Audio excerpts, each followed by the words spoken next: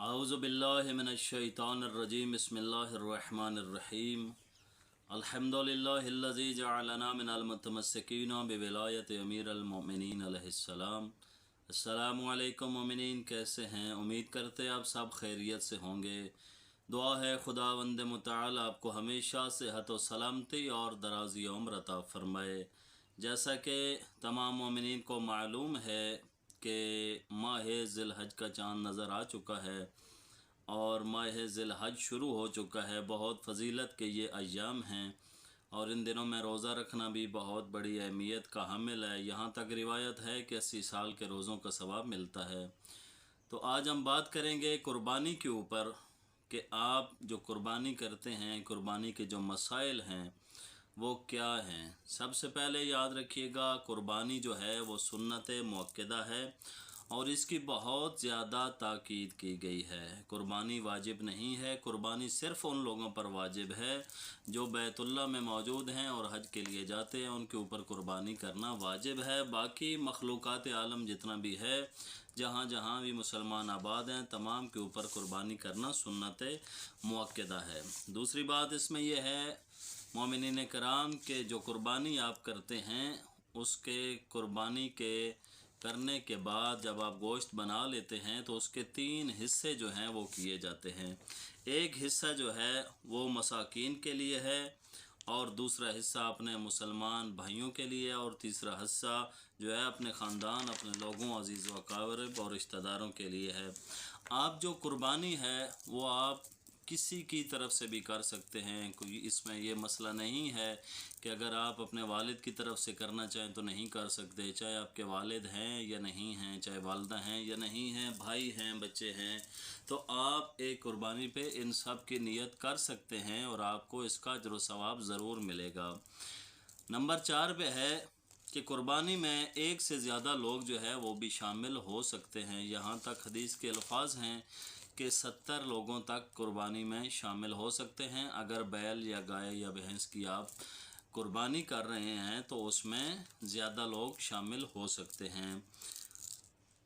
और इसके साथ से 70 लोगों तक हदीस के मुताबिक लोग हिस्सा डाल सकते हैं। नंबर 5 पे है कि कुर्बानी का जो अफजल वक्त है वो कौन सा है। कुर्बानी का जो अफजल वक्त है मोमिनीन कराम, वो तलुए शम्स से लेकर नमाज जो है, नमाज तक है। वैसे तो 3 दिन आप कुर्बानी जो है वो किसी भी वक्त आप कर सकते हैं, उसमें कोई हर्ज नहीं है, आपकी कुर्बानी हो जाती है। जो यकम, 2 और 3 10, 11 और 12 ज़िलहज है, ईद के जो 3 अयाम हैं, ईद उल अज़हा के, उन तीनों अयाम में आप कुर्बानी कर सकते हैं, उसमें कोई ममानियत नहीं है।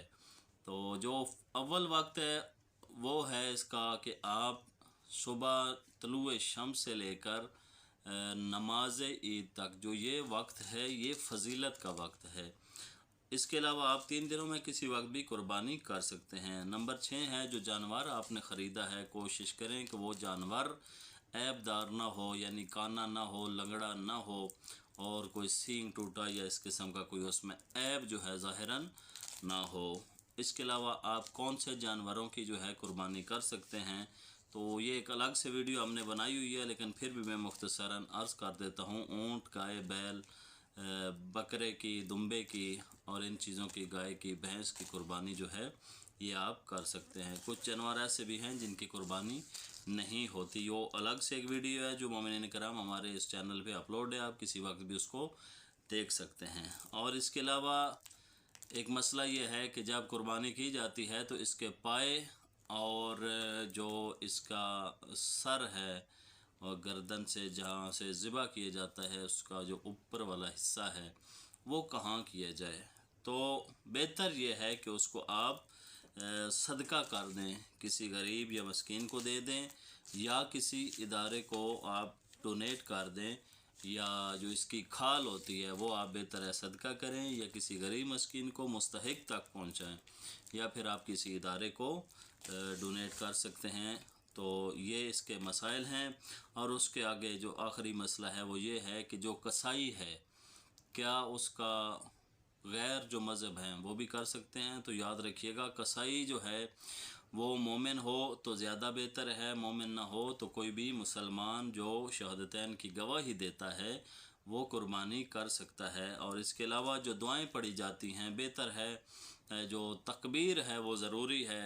इसके अलावा मुस्तहब दुआएं हैं जो मुख्तलिफ़ किताबों में मज़कूर हैं, वहाँ से देख कर कोशिश करें वो दुआएं भी पढ़ें, चूँकि उसका बहुत ज़्यादा सवाब है।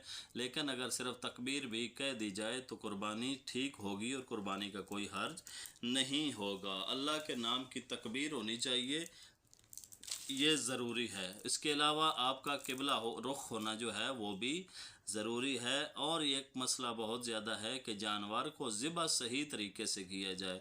जब जानवर को सही तरीके से ज़िबा किया जाता है तो जानवर फड़फड़ाता है और उसका खून भी निकलता है।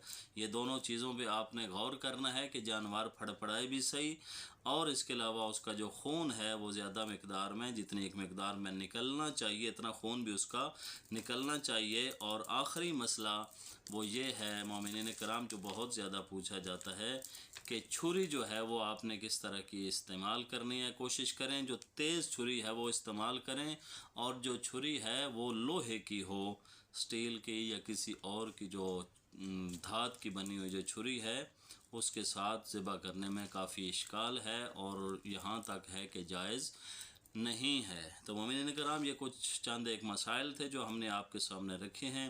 दीगर मोमिनीन के जैसे जैसे सवालात आ रहे हैं हम कोशिश कर रहे हैं वैसे वैसे वीडियोस बना के अपलोड की जाएँ, ताकि ज़्यादा से ज़्यादा मोमिनीन तक पैगाम हक़ और मसाइल दीन शरइया पहुँचाए जा सके। वस्सलाम। दुआ है खुदावंद मुताल आपकी हम तमाम की कुर्बानियों को अपनी बारगाह में कबूल व मंजूर फरमाए।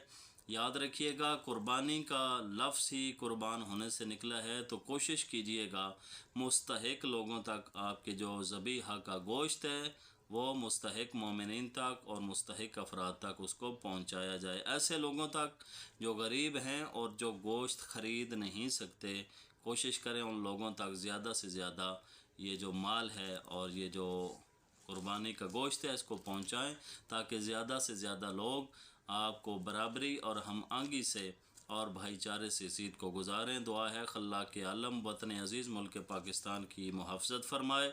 हमें अपनी दुआओं में याद रखिएगा। वस्सलाम। अल्लाहुम्मा सल्लि अला मुहम्मद व आल मुहम्मद व अज्जिल फ़रज आल मुहम्मद।